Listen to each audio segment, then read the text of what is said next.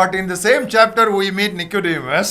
அதே அத்தியாயத்திலே நிக்கதேமுவை சந்திக்கிறோம். When you come later on to the end of the chapter, அந்த அத்தியாயத்தினுடைய முடிவுக்கு நீங்கள் வரும்பொழுது, now when they all wanted to judge and condemn Jesus Christ, ஆண்டவராகிய இயேசுவை எல்லாருமே கண்டனம் செய்ய வேண்டும் என்று வந்த பொழுது, you know what he said in verses 50 and 51? 50-51 என்ன சொல்கிறார் தெரியுமா? Now we can read verse 51 more specifically. 51வது வசனத்தை பாருங்கள். Does our Lord judge a man before it hears him and knows what he is doing? Without collecting full details, does our law permit us to judge him and condemn him?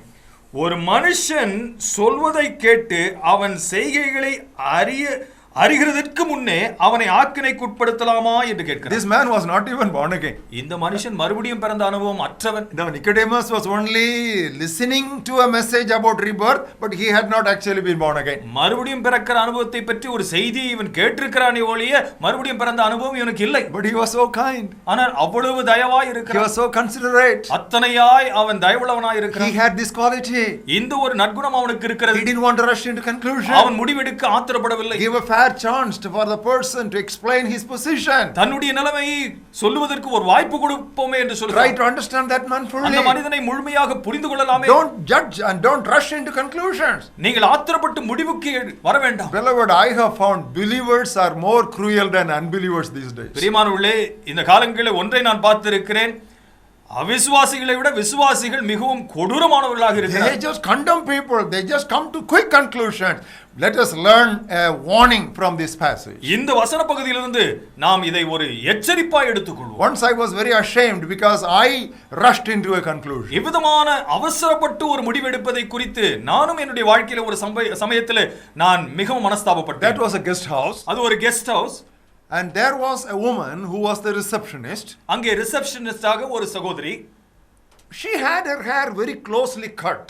அவர்கள் தன்னுடைய முடியை pop வெட்டி கொண்டிருக்கிறார்கள். And she looked more like a man as far as the haircut was concerned. முடியை வெட்டினதை பார்க்கும் பொழுது ஒரு ஆணை போல தோற்றம். I was sitting in the lounge. நான் அந்த லாஞ்சில உட்கார்ந்து கொண்டிருக்கிறேன். And I said, why is this woman, why has she cut her hair like this? ஏன் இந்த பெண் தன்னுடைய முடியை இப்படி கத்தரித்து கொண்டிருக்கிறாள்? As a receptionist where so many people from all over the country and the world are coming, she must look more decent. ஒரு ரிசப்ஷனிஸ்டாக இருக்கும் பொழுது உலகத்திலிருந்தெல்லாம் மக்கள் வருகிறார்கள், கொஞ்சம் டீசென்ட்டாக இருக்கலாமே என்று யோசித்தேன். Then afterwards I came to find something to my shame. எனக்கு வெட்கப்படுத்தும் வகையிலே ஒரு உண்மையை அதை தொடர்ந்து நான் கண்டுபிடித்தேன். She was a leper who had been healed.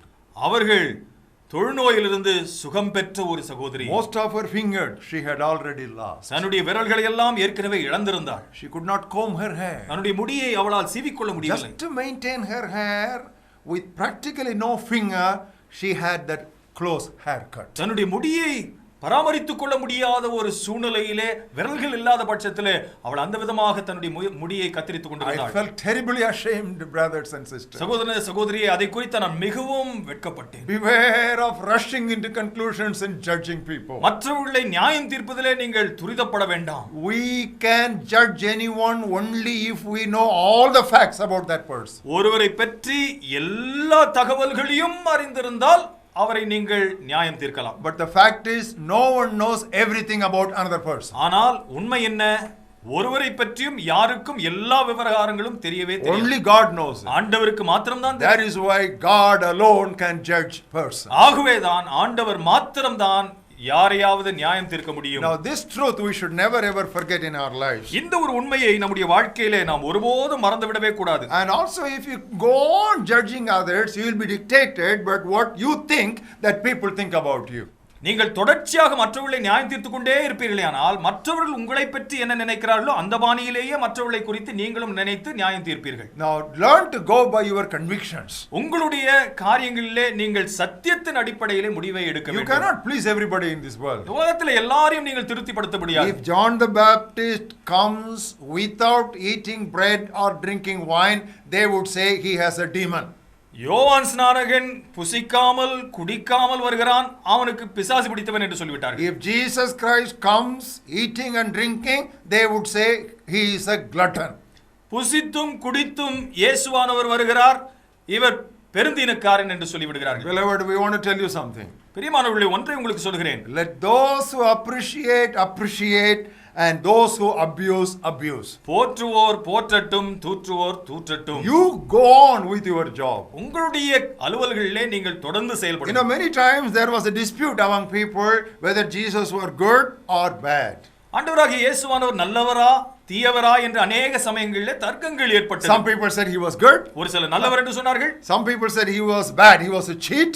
ஒரு சிலர் ஏமாற்றுக்காரன் என்று சொன்னார்கள். He did not waste time listening to all this and spending time to defend himself. தன்னையே தற்காத்துக் கொள்ளும்படியாக இவைகளெல்லாம் கேட்டு அவர் செயல்படவே இல்லை. People who have no other work, let them keep spending their time like that. ஒருவேளை பேச விரும்புகிறவர்கள் அவர்களுக்கு நேரம் இருக்கிறது, இப்படியாக பேசிக்கொண்டே இருக்கட்டும். But what did Jesus do? ஆண்டவராகிய இயேசு என்ன செய்தார்? He did not bother about it. அதை பற்றி கவலைப்படவே He இல்லை. just went to the temple and he began to teach people. அவர் தேவாலயத்துக்கு சென்று தொடர்ந்து போதித்தார். He got on with his job. தன்னுடைய வேலைகளை தொடர்ந்து செய்து கொண்டிருந்தார். This must be our attitude. பிரியமானவர்களே, நம்முடைய எண்ணம் இவ்வாறாக இருக்க வேண்டும். Another example where you should not rush into conclusions. மற்றும் ஒரு எடுத்துக்காட்டு இவ்விதமான ஆத்திரப்பட்டு முடிவெடுக்காமல் இருப்பதற்கான சூழ்நிலை. It is in the matters of taking decisions for our own lives. நம்முடைய வாழ்வுக்கு நாம் முடிவெடுக்கக்கூடிய சூழ்நிலைகளிலே. Now I would like to present some excellent examples from the Bible concerning taking decision in the matter of finding your life partner. உங்களுடைய வாழ்க்கை துணைவியை நீங்கள் தெரிந்து கொள்ளக்கூடிய அந்த சூழ்நிலைகளிலே முடிவெடுப்பதை பற்றி நான் உங்களுக்கு ஆலோசனைகள் சொல்ல விரும்புகிறேன். We would like to begin with Abraham's servant who went to find a bride for Isaac. ஈசாக்குக்கு பெண்ணை தேடும்படியாக சென்ற ஆபிரகாமினுடைய வேலைக்காரனுடைய சம்பவத்திலிருந்து. He just made a specification. ஒரு குறிப்பை மாத்திரம் சொல்லி அனுப்புகிறார். And sitting near a well he made a specification. உட்கார்ந்து ஒரு முடிவை எடுக்கிறார். Any woman, when I ask her for water, she gives water not only to me, but she pours water for the camels also. She would be the candidate to become the bride of my master's son Isaac. எந்த ஒரு பெண்ணிடத்தில் நான் தண்ணீர் கேட்கும் பொழுது எனக்கு மாத்திரம் தண்ணீரை வார்ப்பதோடு கூட ஒட்டகங்களுக்கும் தண்ணீரை வார்ப்பாளே, ஆனால் அவள்தான் என்னுடைய எஜமானன் ஆபிரகாமுடைய குமாரனுக்கு பெண்ணாவாள் என்று அவன் தீர்மானிக்கிறான். There came a woman. ஒரு பெண்மணி வருகிறாள். And that was Rebecca. அது ரெபெக்காள். He asked for water. தண்ணீர் கேட்கிறான். She gave him water. அங்கே தண்ணீர் கொடுக்கிறாள். And she voluntarily said, I will pour water and fetch water for your camels also. உம்முடைய ஒட்டகங்களுக்கும் நான் தண்ணீர் வார்க்கிறேன் என்று சொல்கிறாள். And she did it very quickly. துரிதமாய் செய்கிறாள். And what did this servant say? இந்த வேலைக்காரன் என்ன செய்தான்? This is the woman for my man. இதோ கிடைத்து விட்டால் என்னுடைய எஜமானுடைய மகனுக்கு பெண் வந்து விட்டால் என்று That is not what he said. அவன் அப்படியாக சொல்லவில்லையே. Look at the 21st words of the 24th chapter of Genesis. ஆதியாகமம் 24வது அத்தியாயத்தினுடைய 21வது வசனத்தை பாருங்கள். The man wondering at her, because what specification he laid, that has been fulfilled. Wondering at her, he remained silent as to know whether the Lord has made his journey prosperous or not. அந்த மனுஷன் அவளை குறித்து ஆச்சரியப்பட்டு கர்த்தர் தன் பிரயாணத்தை வாய்க்க பண்ணினாரோ இல்லையோ என்று அறியும் பொருட்டு மௌனமாயிருந்தான். He didn't want to take a chance. அந்த இடத்திலே அவன் எந்த ஒரு வாய்ப்பையும் விட்டு கொடுக்க அவனுக்கு மனமில்லை. Because he wanted to find out whether it was simply accidental or it was ordained by God. ஏதோ தற்செயலாய் நடந்து விட்டதா அல்லது தேவனாலே இது நியமிக்கப்பட்டிருக்கிறதா என்பதை அவன் உறுதியாய் அறிந்து கொள்ள விரும்பினான். He remained silent. He pondered over the situation without rushing into conclusion. மௌனமாயிருந்து அந்த காரியத்திலே சிந்தித்து அவன் சிறப்பட்டிருக்கிறான். இது தேவனாலே உண்டாயிருக்கிறதா என்பதை Now the same thing happened in the matter of finding a groom for Ruth by Naomi. நகோமி ரூத்துக்கு ஒரு மாப்பிள்ளையை தேடும் காரியத்திலும் இதேதான் சம்பவிக்கிறது. Ruth 3rd chapter. ரூத்தின் புத்தகம் 3வது அத்தியாயம். And look at the 18th verse. 18வது வசனத்தை பாருங்கள். We know the story how Ruth met Boaz in his field. வயல்வெளியிலே ரூத் போவாசை சந்திக்கிற சம்பவம் நமக்கு எல்லாருக்கும் தெரியும். Now after that something happened when Ruth came and reported the matter to her mother-in-law. தன்னுடைய மாமியாரிடத்திலே ரூத் வந்து இந்த காரியத்தை சொல்லும் பொழுது ஒரு காரியம் சம்பவிக்கிறது. You know what she said? என்ன சொல்கிறார் பாருங்கள். Ruth 3rd chapter 18th verse. Ruth 3:18. Then she said, sit still my daughter until you know how the matter will turn out. அப்பொழுது அவள், என் மகளே, இந்த காரியம் என்னமாய் முடியும் என்று நீ அறியும் மட்டும் பொறுத்திரு. Just stay quiet. Don't get turbulent and excited and try to do this and that. Oh, this is going to happen. No, don't act in haste.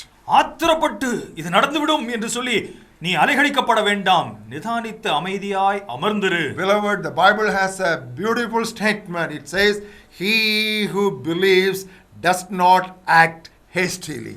விசுவாசிக்கிறவன் பதறான் என்று சொல்லி அருமையாய் வசனத்திலே சொல்லப்பட்டிருக்கிறது. Why? ஏன்? Our God is compared to a foundation.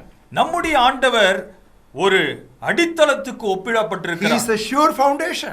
அவர் நிச்சயமான ஒரு அடித்தளம். And he is a precious foundation. நமக்கு அவர் விலையேறப்பெற்ற அடித்தளம். Because our foundation is so strong, we will not act in haste. நம்முடைய அஸ்திவாரம் அவ்வளவு திடமாய் இருக்கிறபடினாலே ஆத்திரப்பட்டு நாம் செயல்படுவதில்லை. And here is a word that comes to you, many of you young people who are watching this program. இந்த நிகழ்ச்சி பார்த்து கொண்டிருக்கிற வாலிபர்களுக்கு வருகிற ஒரு வார்த்தை இது. Take this lesson from the story of Isaac and from the story of Ruth. ஈசாக்கினுடைய வாழ்க்கை, ரூத்தினுடைய வாழ்க்கையிலிருந்து இந்த ஒரு பாடத்தை கற்றுக்கொள்ளுங்கள். Now one was a man and another was a woman. ஒன்று ஒரு மனுஷன், மற்றொன்று ஒரு பெண்மணி. For one they were in search of a bride, for another they were in search of a bridegroom. ஒரு சூழ்நிலையிலே பெண்ணை தேடி போகிறார்கள், மற்றொரு சூழ்நிலையிலே மணவாளனை தேடி போகிறார்கள். Both these instances they were patiently moving. ரெண்டு சூழ்நிலையிலுமே அவர்கள் நிதானமாய் செயல்பட்டார்கள். There is a proverbial saying.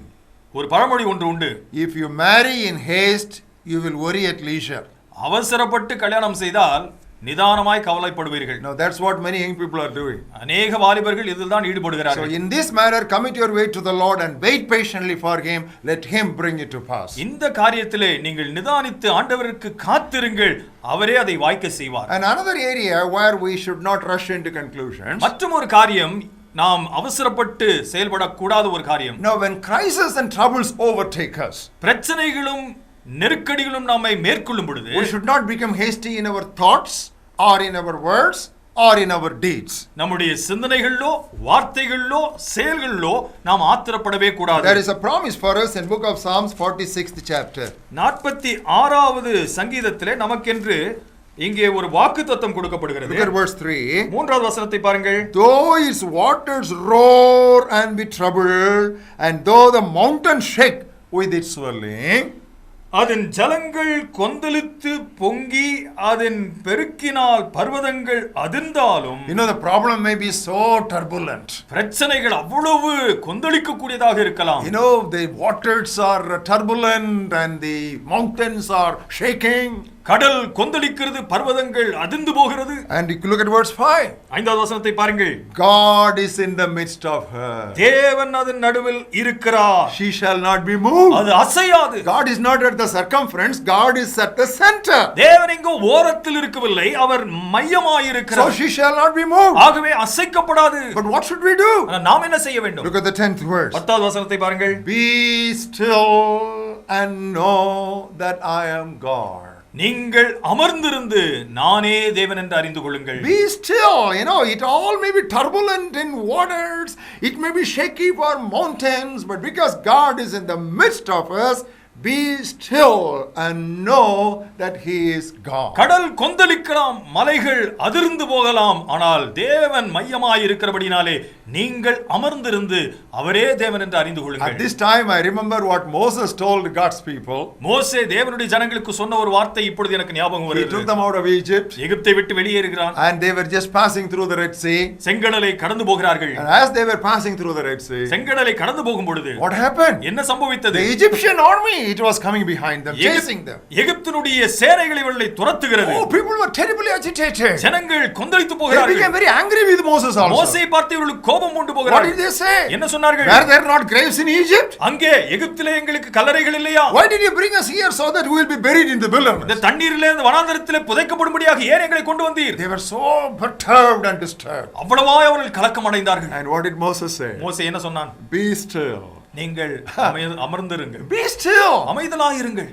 And see the salvation that God will work for you. கர்த்தர் கொடுக்கிற ஜெயத்தை நீங்கள் பொறுத்திருந்து பாருங்கள். How not to think. எப்படி சிந்திக்க கூடாது. Do not rush into conclusions. ஆத்திரப்பட்டு முடிவுகளை எடுக்க கூடாது.